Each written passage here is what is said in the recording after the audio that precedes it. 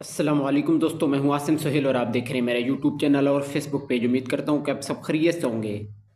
अल्लाह पाक आप सबको अपनी हिफ्ज़ व अमान में रखे।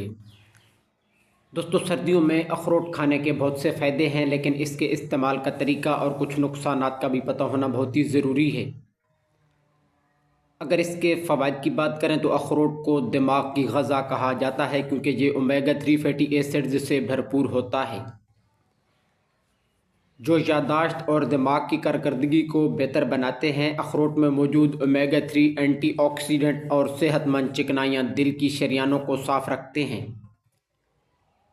और दिल के दौरे के ख़तरे को कम करते हैं। इसके अलावा सर्दियों में मुदाफ़ियाती निज़ाम को ताकतवर बनाने के लिए अखरोट मुफीद है, क्योंकि इसमें जिंक, विटामिन ई और एंटीऑक्सीडेंट पाए जाते हैं।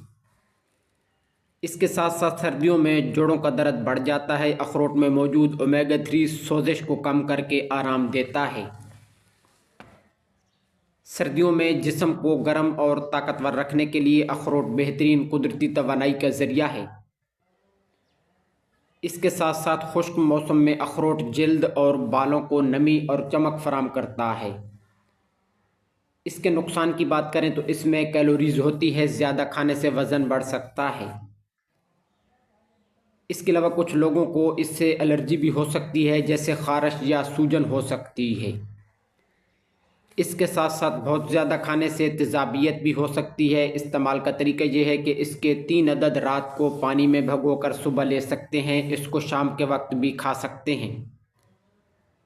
सर्दियों में इसको दूध के साथ खाने से आप तवानाई में इजाफ़ा कर सकते हैं। इसको आप सुबह या शाम को दलिए के साथ शामिल करके भी ले सकते हैं। ये तरीका भी बहुत ही कारआमद होता है। तो दोस्तों, ये थी हमारी आज की वीडियो। उम्मीद है कि आपको पसंद आई होगी। दुआओं में याद रखिएगा। जज़ाकल्लाहु खैरा।